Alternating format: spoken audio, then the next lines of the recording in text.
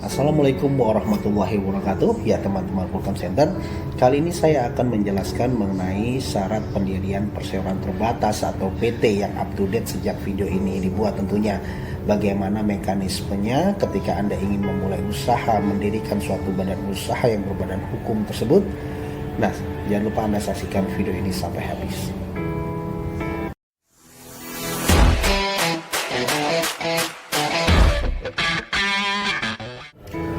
Ya teman-teman, nah sebelum Anda mengurus pendirian PT melalui notaris, tentu ada baiknya Anda mempersiapkan dokumen-dokumen yang diperlukan ya.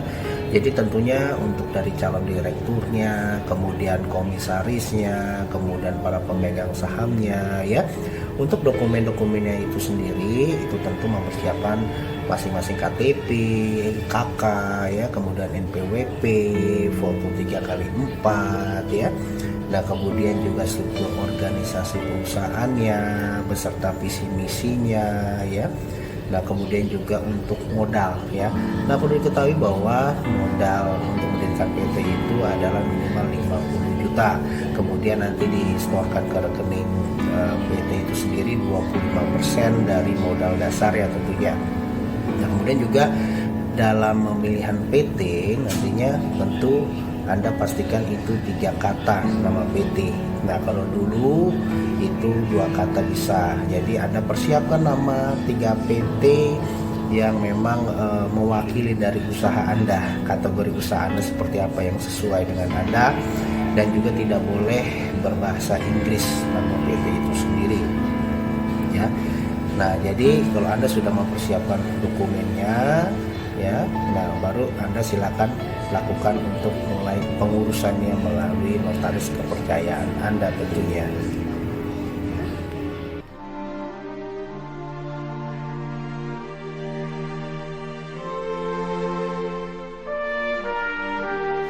Ya teman-teman, untuk tahap yang pertama ya, setelah Anda melengkapi seluruh dokumen yang diperlukan kepada notaris, tahap yang pertama ini adalah bahwa notaris akan melakukan pengecekan melalui suatu aplikasi online yaitu AHU, yaitu Administrasi Hukum Umum, di mana untuk nama PT yang Anda ajukan tersebut apakah itu sudah dimiliki oleh perusahaan lain. Nah, bila mana memang ternyata tidak ada, maka dari notaris itu akan melakukan pembookingan nama PT itu sendiri. Nah, adapun untuk tahap yang kedua, setelah mendapatkan nama PT, maka notaris akan membuat suatu draft akta pendirian PT yang nantinya tentunya harus ditandatangani oleh komisaris ya, kemudian untuk direkturnya ya. Nah, ini saya tambahkan bahwa untuk direktur dan komisaris itu bisa suami istri ya, dengan catatan bahwa NPWP saat ini yang istri sudah ikut ke NPWP suami. Nah, kalau sudah satu NPWP maka suami istri itu diperbolehkan salah satunya menjadi direktur atau komisaris tentunya ya. Nah, kemudian akte notaris tersebut ditandatangani oleh para pengurus. Nah, di akta itu, di draft akta tentu berisikan tentang nama PT, kemudian visi misinya suatu PT itu sendiri, alamat ya.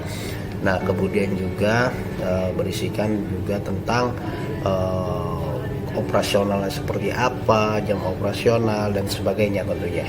Itu yang kedua. Adapun untuk yang ketiga nih teman-teman. Nah, yang ketiga itu tentu di dalam PT itu ada namanya pemegang saham. Nah, nanti para pemegang saham itu pun juga wajib untuk menandatangani suatu akta yang dibuat notaris nantinya, yang dimana nanti berisikan mengenai jumlah yang saham itu ditaruh oleh para pemegang saham, kemudian persentase pembagian hasilnya seperti apa nanti dituangkan di dalam suatu akta itu sendiri dan ditandatangani.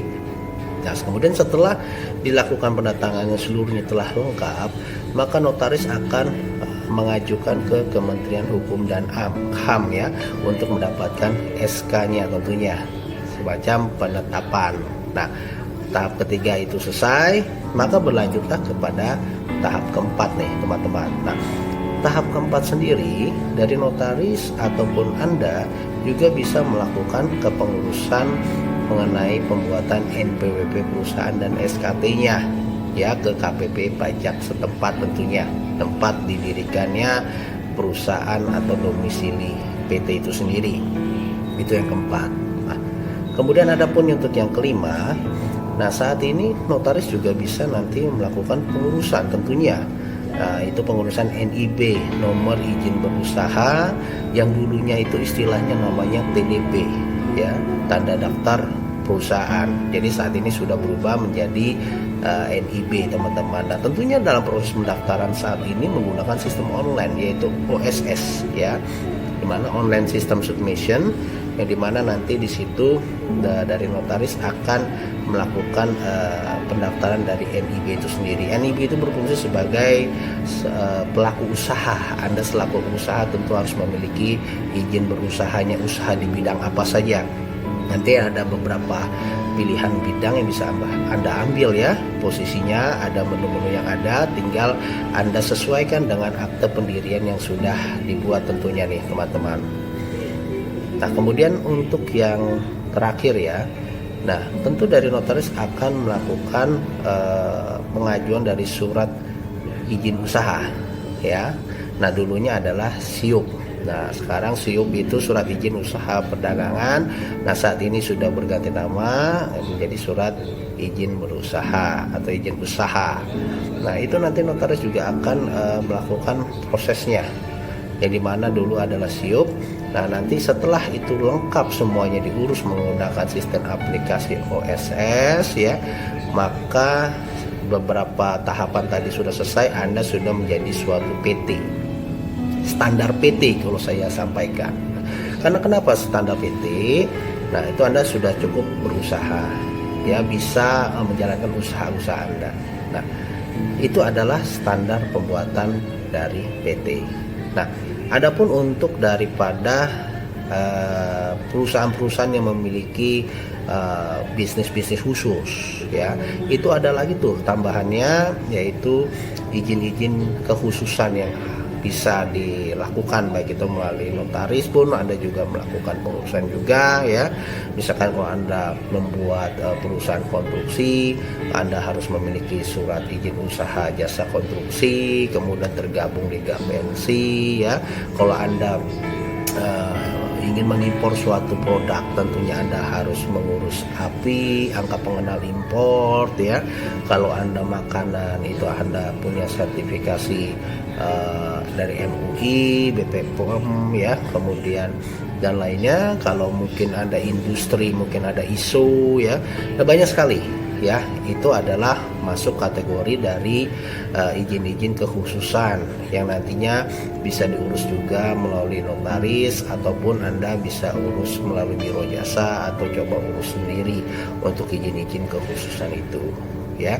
Jadi jelas bahwa sampai di sini itu merupakan dari syarat pendirian suatu PT yang terkini saat ini ya. Jadi yang membedakan adalah dulu adalah sistemnya manual, sekarang sudah memiliki beberapa aplikasi online yang memang bisa dibantu oleh notaris.